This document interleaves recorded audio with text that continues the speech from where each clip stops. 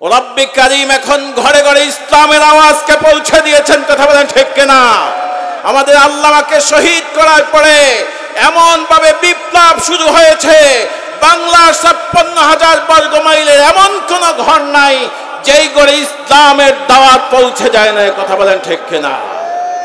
আল্লাহ তাবারাকা ওয়া তাআলা বলেছেন, তোমরা যারা দুনিয়া পেয়ে সন্তুষ্ট হয়ে গেছো, যারা দুনিয়ার পিছে ঘুরে ঘুরে তোমাদের সময়টা ব্যয় করেছ আর মনে করেছ দুনিয়ার জিন্দেগিটাই তোমাদের জন্য যথেষ্ট জিন্দেগি, আল্লাহ রাব্বুল আলামিন বলেন না না না, بل تؤثرون الحياة الدنيا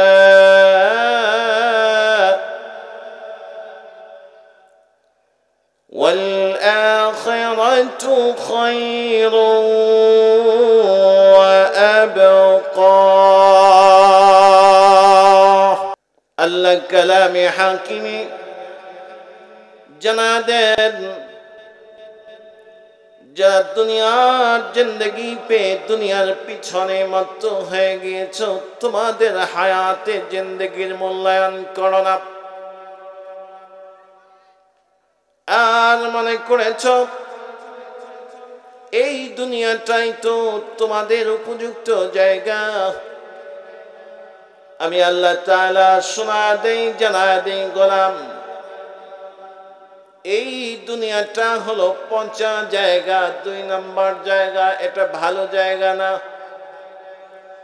ওয়াল আখিরাতু খায়রু ওয়া আবকা। গোলাম, তুমি যদি এর চেয়ে ভালো কিছু চাও, শোনো, আমার কাছে শোনো, এর চেয়ে অনেক অনেক অনেক অনেক গুণ ভালো হলো আখিরাত। ও বান্দা, কেন তোমার জন্য আখিরাতের জিন্দেগি ভালো? তুমি তো চাও তুমি একটা লম্বা হায়াত পাবে, দুনিয়াটা ভোগ করবে। না না, এই দুনিয়াটা ভোগ করার জায়গা না। তোমার ইচ্ছা মতো দুনিয়াটাই লম্বা হায়াত পাওয়ার জায়গা না,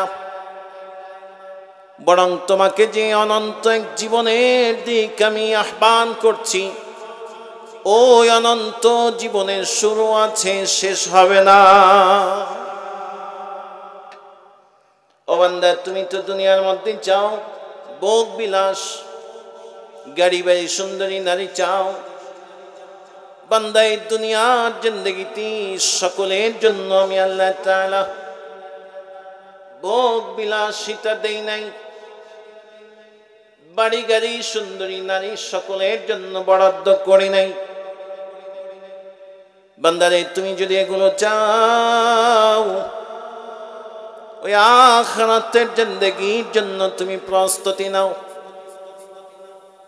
এমন একটি বাড়ি তোমাকে দিব, ওই জান্নাতের বাড়ির একটা টুকরা ইট যদি তুমি বিক্রি করো, এই দুনিয়াটা একবার দুইবার নয় ৭০ বার ক্রয় করা যাবে।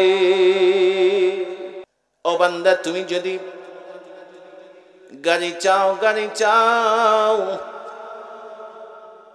আমি এমন একটি গাড়ি তোমাকে দিব, তোমার মনের মধ্যে শুধু উদ্গ্রীব হবে, মনের মধ্যে জাগবে যে আমি এই প্রান্ত থেকে ওই প্রান্তে যাব। আমি আল্লাহ তাআলা তোমার ২ ডানার মধ্যে এমন পাওয়ার দিব, মুহূর্তের মধ্যে আমার জান্নাতের এই প্রান্ত থেকে ওই প্রান্ত পর্যন্ত ঘুরে ঘুরে দেখতে পারবে। বান্দারে, তুমি তো সুন্দর একটি নারী চাও, চাই কি চাই না? সবাই চায়। দাদা হাসে, দাদা এখনো চায়। সুন্দরী নারী সকলে চায়, কেনই বা চাবো না? আল্লাহ তাআলা সুন্দরী নারীদেরকে বানিয়েছেন পুরুষের আত্মার প্রশান্তির জন্য। আল্লাহ তাআলা বলেন হুন্না লিবাসুল লাকুম ওয়া আনতুম লিবাসুল লাহুন। স্ত্রী হলো তোমার পোশাক, তুমি হলা স্ত্রীর পোশাক।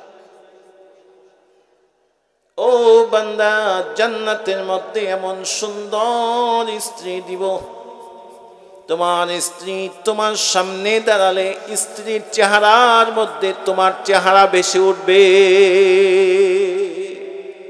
হুরুল আইন তোমাকে দান করবে। অতএব বান্দা, তোমরা যা দুনিয়া পেয়ে দুনিয়ার পিছে ঘুরছো, না না না, এই দুনিয়াটা তোমাদের জন্য উপযুক্ত জায়গা না, বরং আখিরাতের জিন্দেগি তোমাদের জন্য উপযুক্ত জায়গা।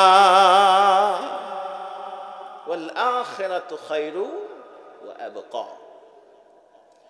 ওই আল্লাহ তাআলা বলছেন, যারা দুনিয়ার জিন্দেগি পেয়ে দুনিয়ার জিন্দেগির মধ্যে মুবতলা হয়ে শয়তানের ওয়াসওয়াসা পেয়ে শয়তানকে অভিভাবক বানায় দিবে, ওদের জন্য কিয়ামতের ময়দানে মুসিবতের সময় আমি আল্লাহ তাবারাকা ওয়া তাআলা কঠিন থেকে কঠিন যন্ত্রণার ব্যবস্থা করব। আল্লাহ তাআলা বলছেন ওয়াহুম ইয়াসতারিখুনা ফিহা, যখন দুনিয়াদার বান্দাগুলোকে জাহান্নামের মধ্যে ফেলে দেওয়া হবে, ওরা চিৎকার করবে, আর্তনাদ করবে, আর আর্তনাদ করে বলবে রব্বানা আখরিজনা না'মাল সালিহান গায়রাল্লাযী কুন্না না'মাল ও আমার রব, ও আসমানের মালিক, জমিনের মালিক, আমার রব আল্লাহ, দুনিয়ার জিন্দেগিতে অন্যায় করেছি, দুনিয়াটাই আমাদের শেষ ঠিকানা মনে করেছিলাম। রব্বে করিম, আমাদেরকে এই কষ্টদায়ক জাহান্নাম থেকে বের করে দাও, আমরা ভালো কাজ করব, আর কখনো শয়তানকে অভিভাবক বানাবো না। আল্লাহ মনে হয় বার করে দিবেন। এবার আল্লাহ তাআলা বলছেন আওয়ালাম নুআম্মিরকুম মা ইয়াতাযাক্কারু ফীহা মান তাযাক্কারা ওয়া জাআকুমুন নাযীর।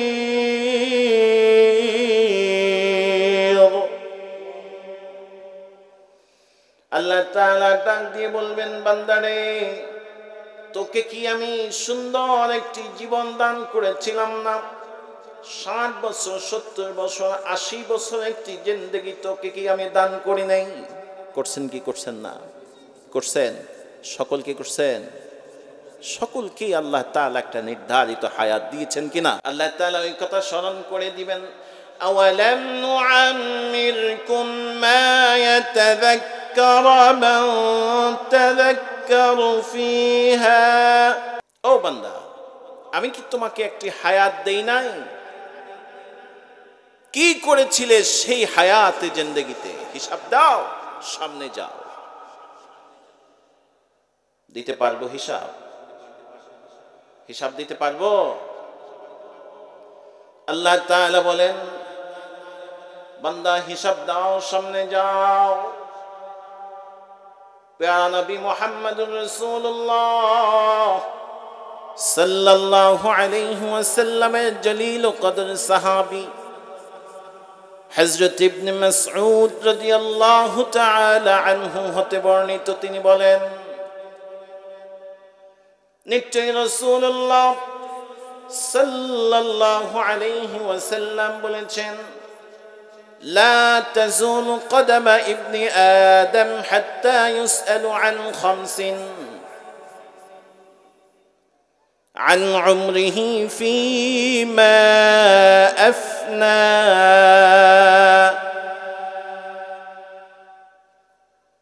হযরত ইবনে মাসউদ বলেন রাসূলুল্লাহ বলছেন পাঁচটি প্রশ্নের উত্তর না দিয়ে আল্লাহর কোন গোলাম কিয়ামতের ময়দানে সামনে একটি কদমও ফেলতে পারবে না। এক নম্বরে রব্বে করিম জিজ্ঞেস করবেন আন উমরিহি ফিমা আফনা, তোমার হায়াতে জিন্দেগি কোন পথে ব্যয় করেছো বলো বলো বলো, সামনে যাও। হায়াতে জিন্দেগির মূল্য আছে না নাই? আল্লাহ তাআলা সূরাতুল আসরের মধ্যে বলেন ওয়াল আসরি ইন্নাল ইনসানা লাফি খুসর, সময়ের কসম, হায়াতের কসম, জিন্দেগির কসম, আসরের রক্তের কসম, ইন্নাল ইনসানা লাফি খুসর, নিশ্চয়ই মানুষরা ক্ষতির মধ্যে আছে। কোন মানুষেরা?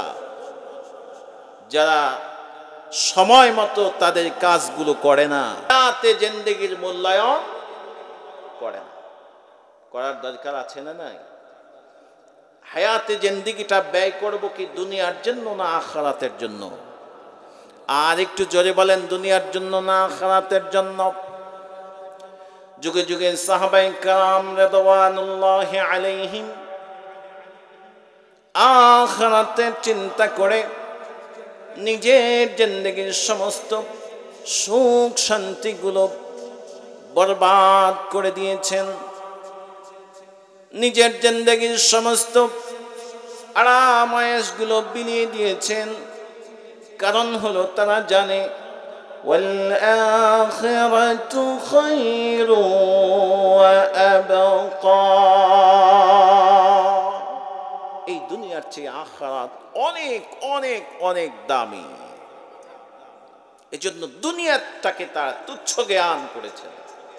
আর আমরা সময় পেলে আখিরাতের কাজ করি, আর সময় না পেলে আখিরাতকে বাদ দিয়ে চলি। ঠিক কিনা?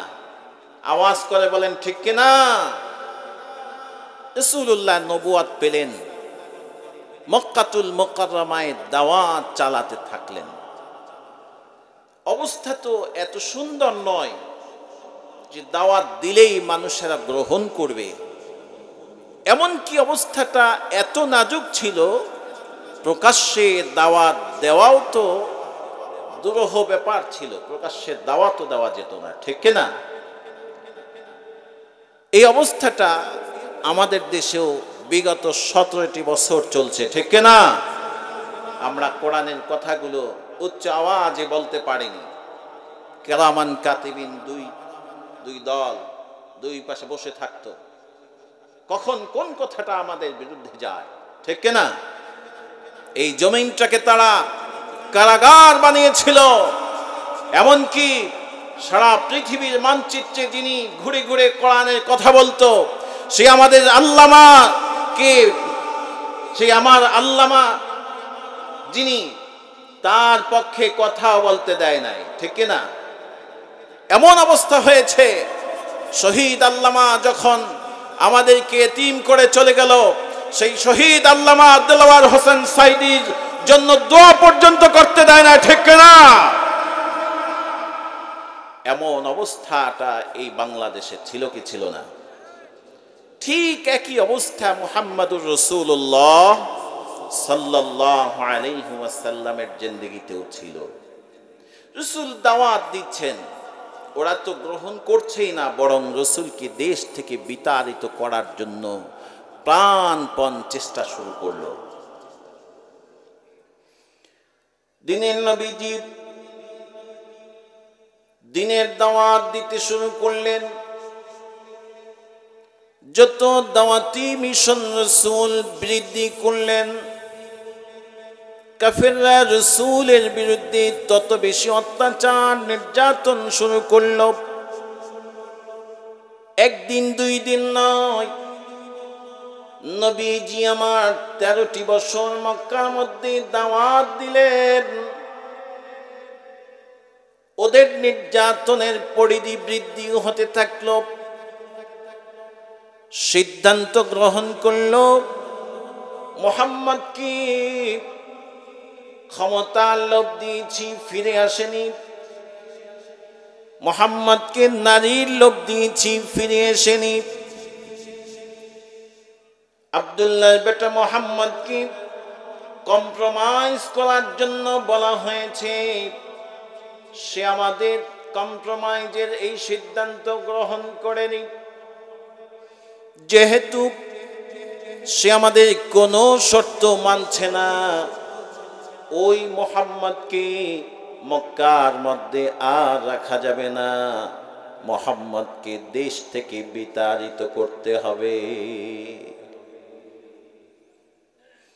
মিস্টার ইবলিস হাজির হয়ে বলল, তোমরা যদি মুহাম্মদকে দেশ থেকে বিতাড়িত করে দাও, যেই দেশে মুহাম্মদ সাল্লাল্লাহু আলাইহি ওয়াসাল্লাম যাবে, ওই দেশের মানুষেরা মুহাম্মদের তেলাওয়াত শুনে তার আদর্শে মন্ত্রমুগ্ধ হয়ে তার হাতে হাত দিয়ে ঈমান গ্রহণ করবে। ঈমানদার ঘরে থাকলেও পাওয়ার, ঈমানদার রাজপথে থাকলেও কোরআনের পাওয়ার আছে না নাই? ঈমানদারকে জেলখানায় নিলেও পাওয়ার আছে না নাই? মিস্টার ইবলিস বলল, তোমরা একটা সিদ্ধান্ত যদি তার বিরুদ্ধে নিতে পারো, তবেই তোমাদের জন্য সেইটা হবে উপযুক্ত সিদ্ধান্ত। ইবলিসের কাছে মক্কার নেতারা জিজ্ঞাসা করল, ও আগন্তুক, তোমাকে তো আমরা চিনি না, কে তুমি, কি তোমার পরিচয়? মানুষের ভেষ ধরে আসা ইবলিস বলছে, আমাকে চেনার প্রয়োজন নাই। তোমাদেরকে আমি সিদ্ধান্ত দেই, যদি মুহাম্মদকে দুনিয়া থেকে খতম করতে পারো, দুনিয়া থেকে যদি নবীজিকে বিদায় করে দিতে পারো, এটাই তোমাদের জন্য মঙ্গলময় হবে। ওই পরামর্শ অনুযায়ী সিদ্ধান্ত গ্রহণ করা হলো, মুহাম্মদ ইবনে আব্দুল্লাহকে দুনিয়া থেকে বিদায় করে দেওয়া হবে। যে মুহাম্মদ ইবনে আব্দুল্লাহর মাথা মোবারক এনে দিতে পারবে, তার জন্য মক্কার লাল 100টি উট উপহার দেওয়া হবে। মক্কার যোদ্ধারা, নওজোয়ানরা, তীরন্দাজরা এক একজন বীর দর্পে তলোয়ার নিয়ে বেরিয়ে পড়ল। মুহাম্মাদুর রাসূলুল্লাহ সাল্লাল্লাহু আলাইহি ওয়াসাল্লামের মাথা মোবারক নিয়ে যাবে। আল্লাহ তাআলা বলেন, ও দুনিয়ার মানুষরা শোনো, তোমরা যদি দুনিয়ার সব একত্র হয়ে যাও, ইসলামকে নিভিয়ে দিবে, তোমরা পৃথিবী থেকে নিভে যাবে, ইসলাম নিভবে না।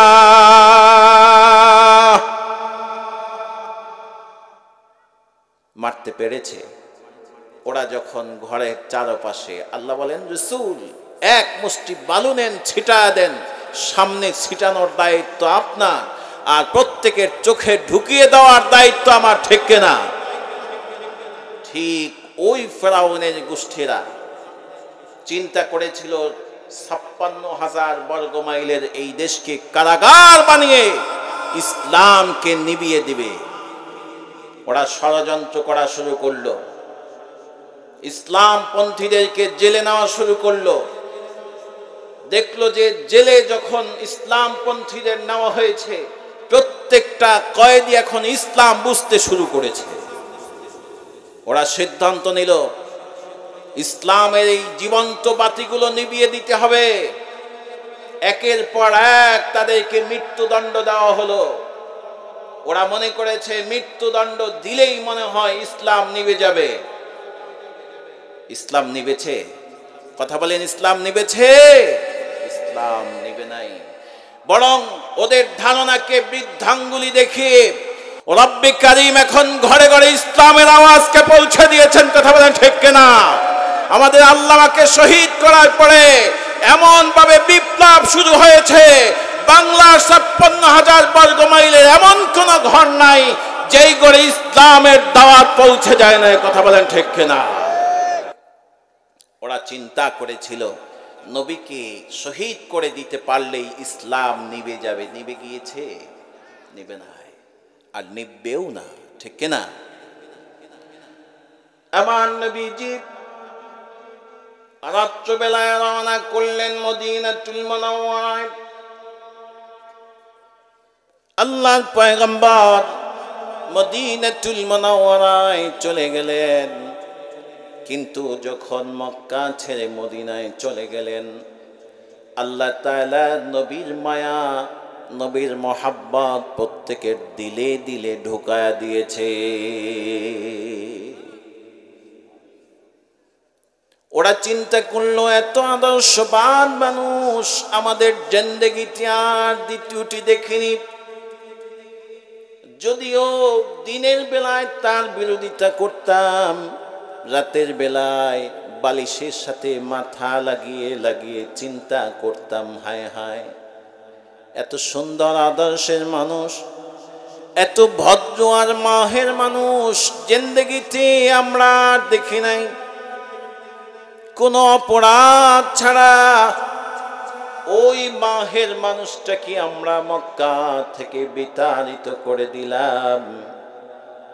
কেন যেন মক্কাটা এখন মুহাম্মাদের শূন্যতায় খা খা করতেছে। একজন নওজোয়ান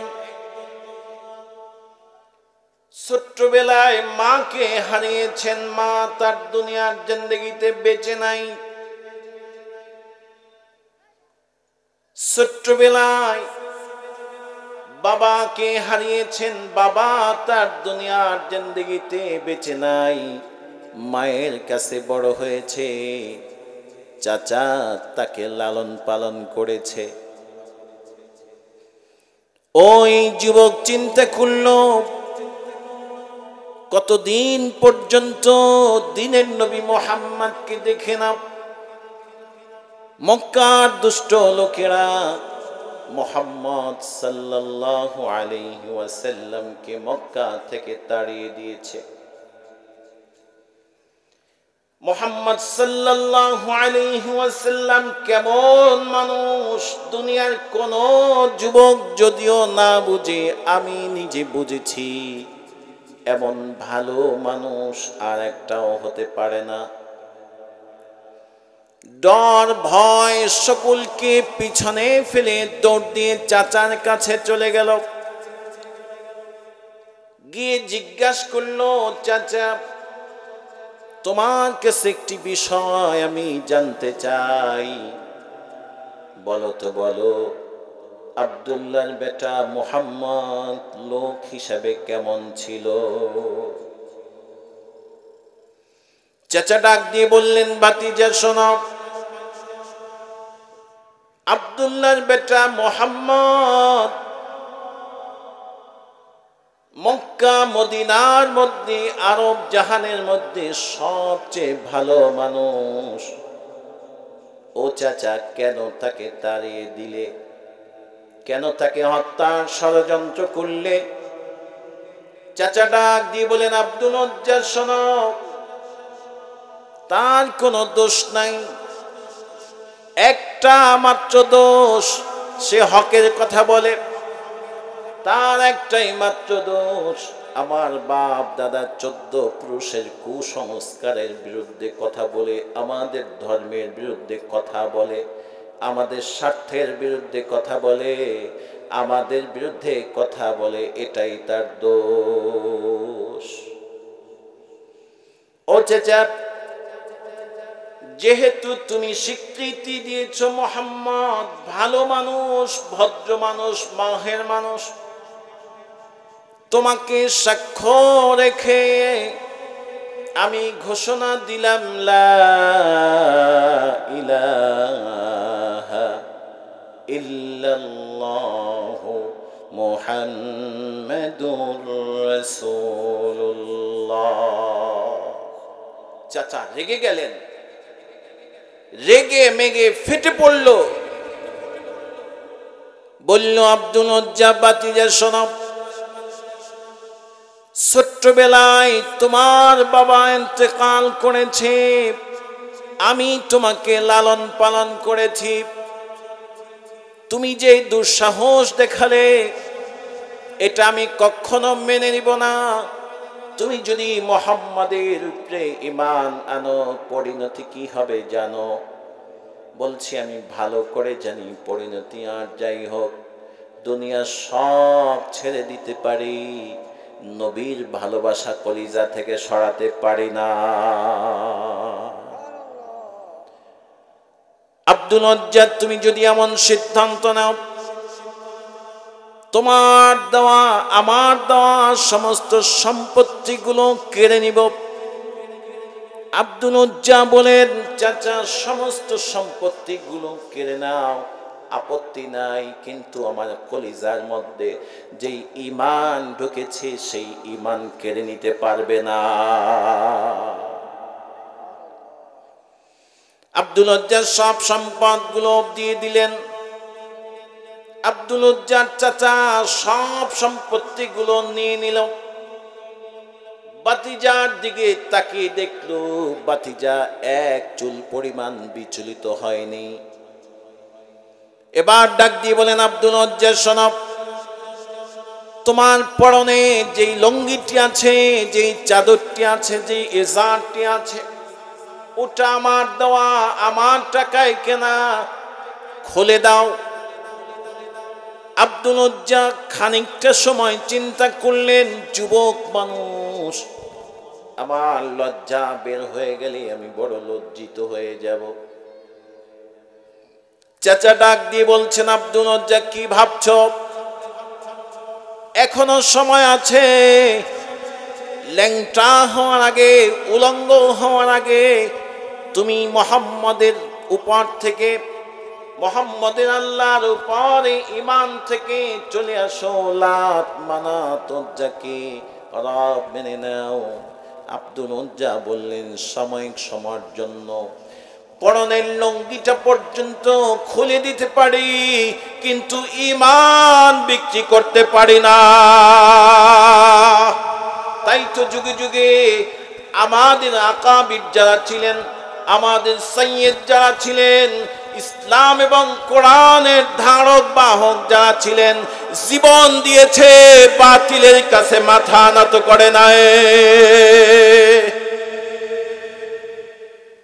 আব্দুল উজ্জা কাপড়টা খুলে দিল, লজ্জা ঢাকার জন্য ডান হাত সামনে দিল, বাম হাত পিছনে দিয়ে লজ্জা ঢেকে দৌড় দিয়ে বাড়িতে চলে গেল। দরজায় নক করলো, মা কে তুমি? আমি তোমার আব্দুল উজ্জা। মা দরজা খুলেই দেখছি ইয়াং ছেলে উলঙ্গ অবস্থায়। মা লজ্জিত হলেন, বললেন, আব্দুল উজ্জা তোমার এমন অবস্থা কেন? সব কথা খুলে বলল। মাগমা, দিনের নবীর উপরে ঈমান আনার কারণে, আল্লাহর উপরে ঈমান আনার কারণে পরনের লঙ্গিটা পর্যন্ত খুলে রাখা হয়েছে। ওগো মা, তুমি কি আমাকে একটু চাদরের ব্যবস্থা করবে, পোশাকের ব্যবস্থা করবে গো মা? মা ঘরের মধ্যে চলে গেলেন, ছোট্ট একটি কম্বল এনে দিলেন। কম্বলটা এত ছোট, পরনে পড়লে গায়ে দিতে পারে না, আবার গায়ে দিলে পরনের জন্য পর্যাপ্ত হয় না। আব্দুল উজ্জা ছোট্ট কম্বলটি ছিঁড়ে ফেলল, একটা টুকরো দিয়ে কোন রকম তার লজ্জাটা ঢেকে নিল, আরেকটি টুকরা গায়ে জড়িয়ে মাকে বলল, মা যদি বেঁচে থাকি দেখা হবে, আর বেঁচে না থাকলে জান্নাতের দরজায় দেখা হয়ে যাবে। সুবহানাল্লাহ। কোন মা তোমার কলিজার টুকরা সন্তানকে বিদায় দিয়ে দাও, শেষবারে তোমার কাছে আমার একটি আরজি রেখে গেলাম। ওগো মা, যদি তুমি হক কোনো ধর্মকে খুঁজতে চাও, বুঝতে চাও, পেতে চাও, তবে ইসলামকে কবুল করে না।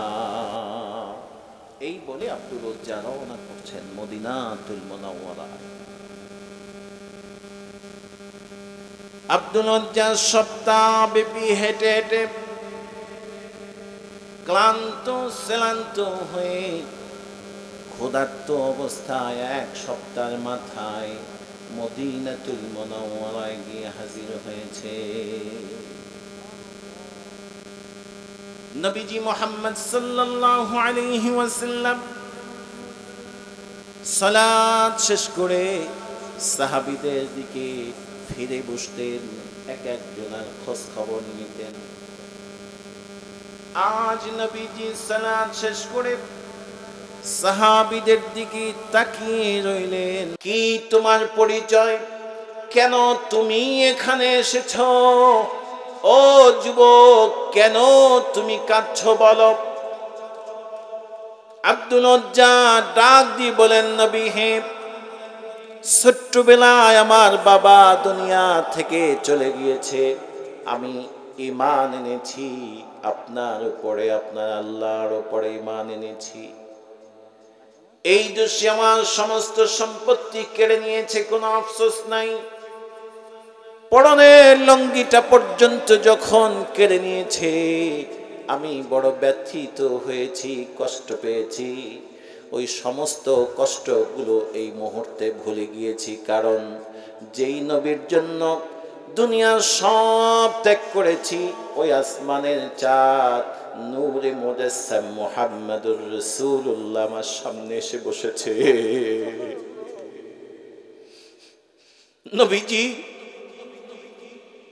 আব্দুল উজ্জার মাথায় হাত বুলিয়ে দিলেন আর বললেন, আজ থেকে তুমি আব্দুল উজ্জা নাই, আজ থেকে তুমি আব্দুর রহমান, তুমি আব্দুল্লাহ। ও আব্দুল্লাহ রে, তুমি আহলে সুফার অধিবাসী হও, তুমি মসজিদে নববীতে বসে বসে আল্লাহর জিকির করবে। নওজোয়ান কষ্ট করে ইসলাম গ্রহণ করেছে, অনেক আবেগ। নবীজিকে বললেন, দয়াল নবীজি, আসমান থেকে যে কালাম আপনার উপরে নাজিল হয়, ওই কালামটা আমাকে একটু শেখায় দেন, প্রাণ ভরে ওই কালামুল্লাহ শরীফ আমি একটু তেলাওয়াত করব। নবীজি একজন সাহাবীকে দায়িত্ব দিলেন, ও সাহাবী, যাও যাও, আমার নওজোয়ান এই সাহাবীকে তেলাওয়াত শিক্ষা দিয়ে দাও। তেলাওয়াত শিক্ষা দিল। এবার খুব জোরে জোরে তেলাওয়াত শুরু করলেন। হযরত ওমর রাসূলের কাছে নালিশ দেয়, ইয়া রাসূলুল্লাহ, আব্দুল্লাহ তো জোরে জোরে কোরআন তেলাওয়াত করে আমাদের ডিস্টার্ব হয়। ইয়া রাসূলুল্লাহ, আপনি কি আব্দুল্লাহকে একটু আস্তে তেলাওয়াত করার জন্য বলবেন? আল্লাহর পয়গম্বর দিনের নবীজি বলেন, ওমর রে, আমার আব্দুল্লাহ দিন কবুলের জন্য যেই নজরানা দিয়েছে, আমার এই আব্দুল্লাহর নজরানা কিয়ামত পর্যন্ত আমার উম্মত জানবে। আমার আব্দুল্লাহকে কোরআন তেলাওয়াতে বাধা দিও না। আমার আব্দুল্লাহর কণ্ঠের কোরআন তেলাওয়াত আমার বড় পছন্দ হয়।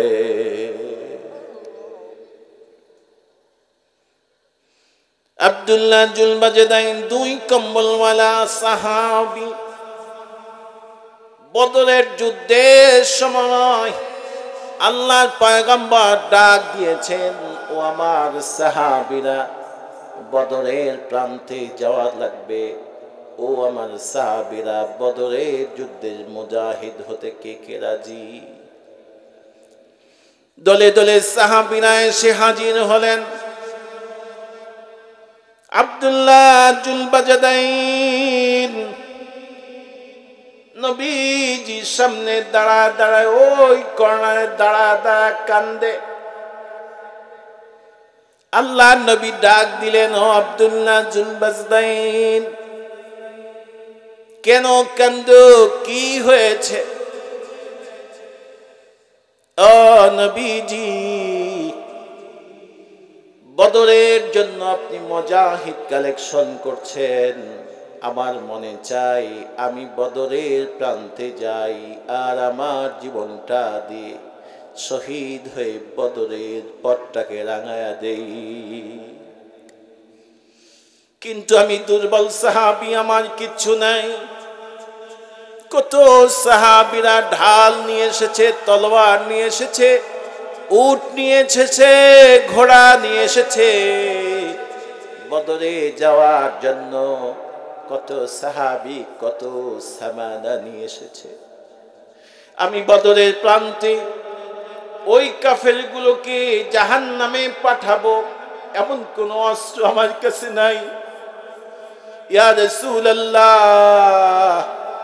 কি নিয়ে বদরের প্রান্তে যাব? আমার কাছে তো বদরের প্রান্তে যাওয়ার মতো কোনো তলোয়ার নাই। ইয়া রাসূলুল্লাহ, আমার মনে চায় বদরের প্রান্তের মাটিটা আমার বুকের তাজা রক্ত দিয়ে রাঙা দেই। আল্লাহর পয়গম্বর বললেন, আব্দুল্লাহ জুলবাজদাইন, যাও যাও একটি খেজুরের ডালা নিয়ে আসো। আব্দুল্লাহ জুলবাজদাইন একটি শুকনো খেজুরের ডাল নিয়ে এসেছে। আল্লাহর পয়গম্বর আব্দুল্লাহ জুলবাজদাইনের হাতে খেজুরের শুকনো ডালটি উঠিয়ে দিয়ে বলছেন, আল্লাহ, আমার আব্দুল্লাহ জুলবাজদাইনের রক্ত কাফেরের জন্য আমি হারাম করে দিলাম। আব্দুল্লাহ জুলবাজদাইন ঢুকছে কেঁদে উঠলেন, বললেন, নূর নবীজি, আমি চেয়েছি আমার রক্ত দিয়ে বদরের প্রান্তকে রঙিন করব, কাফেরদেরকে জাহান্নামে পাঠাতে পাঠাতে আমি শহীদ হয়ে যাব। ইয়া রাসূলুল্লাহ, আপনি তো কাফেরের জন্য আমার রক্তকে হারাম করে দিলেন। ইয়া রাসূলুল্লাহ, আমি তো আর শহীদ হতে পারলাম না। দয়ার নবীজি বলেন, আব্দুল্লাহ জুলবাজদাইন, তোমার মৃত্যু যদি বিছানায় জ্বর অবস্থায় হয়, আল্লাহ তাআলা তোমাকে শহীদের মর্যাদা দান করে দিবে। আব্দুল্লাহ জুলবাজদাইন বদর প্রান্ত থেকে ফিরে আসলেন। দীর্ঘ যুদ্ধের পরে আব্দুল্লাহ জুলবাজদাইনের শরীরের মধ্যে জ্বর উঠতে শুরু করেছে। আল্লাহর নবীর কাছে খবর আসলো, নবীজি, আব্দুল্লাহ জুলবাজদাইন জ্বরে আক্রান্ত হয়েছে। একদিন যায় জ্বর বৃদ্ধি হয়, 2 দিন যায় জ্বর বৃদ্ধি হয়, 3 দিন যায় জ্বর বৃদ্ধি হচ্ছে, 7ম দিনে জ্বর প্রচন্ড। 7ম দিনে সন্ধ্যার কিছু আগে আব্দুল্লাহ জুলবাজদাইন এই দুনিয়া থেকে চিরবিদায় নিয়ে আল্লাহর সান্নিধ্য লাভ করেছে। নবীজির দিকে খবর আসলো, ইয়া রাসূলুল্লাহ, নবীজি, আপনার আব্দুল্লাহ জুলবাজদাইন ইন্তেকাল করেছে। আপনার আব্দুল্লাহ জুলবাজদাইন আর দুনিয়ায় নাই। রাসূলুল্লাহ বললেন, আব্দুল্লাহ জুলবাজদাইনের গোসলের ব্যবস্থা করো, কাফনের ব্যবস্থা করো। গোসল আর কাফনের ব্যবস্থা করে দেওয়া হয়েছে। আল্লাহর পয়গম্বর বলেন, ও আলী রে, আয় আলী আয়, ওসমান কই গেলি, আয় আয়, ওমর আবু বকর আয় আয় আয়, আমার আব্দুল্লাহ জুল বাজদাইনকে চিরজনমের মতো বিদায় করে দিব আজ। চারজন খলিফা আসলেন, চারজনে চার কাঁধে নিয়ে আব্দুল্লাহ জুল বাজদাইনকে কবরের দিকে নিয়ে রওনা হয়েছে। নবী ডাক দিলেন, বেলাল রে, আমি যেই মসজিদের ইমাম, তুই তো এই মসজিদের মুয়াজ্জিন, আয় আয় আয়, আমার আব্দুল্লাহ জুল বাজদাইনের পথ দেখানোর জন্য একটা ল্যাম্পদার কুফিদার আলোর ব্যবস্থা কর। হযরতে বেলালের হাতে একটা বাতি, চারজন খলিফা হযরতে আব্দুল্লাহ জুল বাজদাইনকে কাঁধে করে কবরের দিক যাচ্ছে। মসজিদে নববীর ইমাম মুহাম্মদুর রাসূলুল্লাহ সামনে সামনে হাঁটছে আর চোখের পানি মুছছে। আব্দুল্লাহ জুল বাজদাইনকে কবরের কিনারায় নিয়ে দাঁড় করানো হলো। আল্লাহ নবী মুহাম্মদুর রাসূলুল্লাহ বলেন, ও মুয়াজ্জিন রে, বেলাল শোন, ভালো করে আলোটা ধর, আমার আব্দুল্লাহ জুল বাজদাইনের কবরটা আমি ভালো করে দেখে নেই।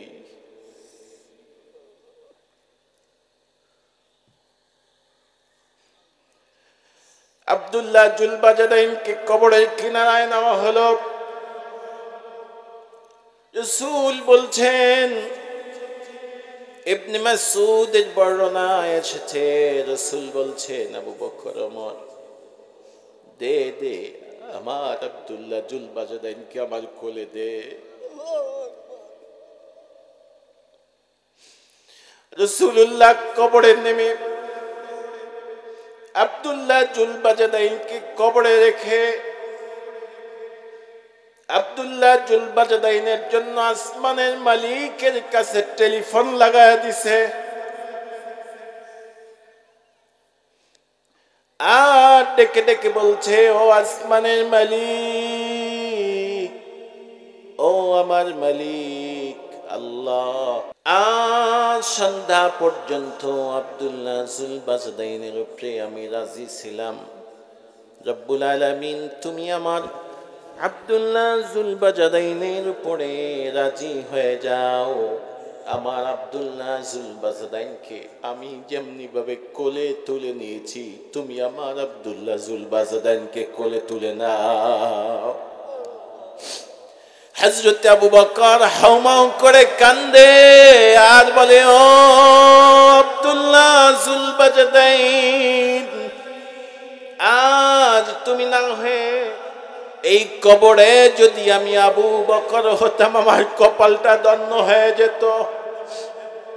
ইবনে মাসউদ হাউমাউ করে কান্দে আর বলে, আব্দুল্লাহ জুল বাজদাইন, কি নজরানা রাখলি রে দিনের জন্য, কি কামাই করলি রে দুনিয়ার জিন্দেগিতে। দিনের নবীজি তোকে কোলে নিয়ে কবরে শোয়ায় আর আল্লাহর কাছে ফরিয়াদ করে করে তোর মাগফিরাত চায়। কি একটা জিন্দেগি, আর আমাদেরও জিন্দেগি। ওরা যদি জান্নাত চায় আর জান্নাত পায়, আমরা যে আমল করি এই আমল দিয়ে আমরা কিভাবে জান্নাতে। আল্লাহ তাআলা এর জন্য ডাক দিয়ে বলেন, বাল তুসিরুনাল হায়াতাদ দুনিয়া ওয়াল আখিরাতু খায়রুন ওয়া আবকা। এই দুনিয়ার পিছে ঘোরো না। আব্দুল্লাহ জুল বাজদাইন আখিরাতকে ক্রয় করার জন্য দুনিয়াটাকে যেমনি ভাবে বিক্রি করে দিয়েছে, আখিরাতের নাজাত পাওয়ার জন্য দুনিয়ার সম্পদকে যেভাবে বিক্রি করে দিয়েছে, আখিরাতে নবীর সুপারিশ পাওয়ার জন্য কলিজাটা যেমনি ভাবে নবীর কাছে সফেদ করে দিয়েছে, তোরাও যদি ওই আখিরাত চাও, জান্নাত চাও, তবে তোরাও দুনিয়ার জিন্দেগিতে দুনিয়ার পিছে না ঘুরে আখিরাত কামাও। রাজি আছি তো? আল্লাহ তাআলা সেই কথা বলেছেন, ওয়াহুম ইয়াসতানিখুনা ফিহা রব্বানা আখরিজনা না'মাল সালিহান গায়রাল্লাযী কুন্না না'মাল আওয়ালাম নু'আম্মিরকুম মা ইয়াতাযাক্কারু ফীহি মান তাযাক্কারা ওয়া জাআকুমুন নাযীর। আল্লাহ তাআলা স্মরণ করা দেন, ও পূর্ব কলার দোয়ানিয়া বাসী শোনো, ওই জাহান্নাম ভালো জায়গা না, ওই জাহান্নাম বড় যন্ত্রণাদায়ক জায়গা। ইযা উলকু ফিহা সামিউ লাহা শাহীকান ওয়া হিয়া তাফুর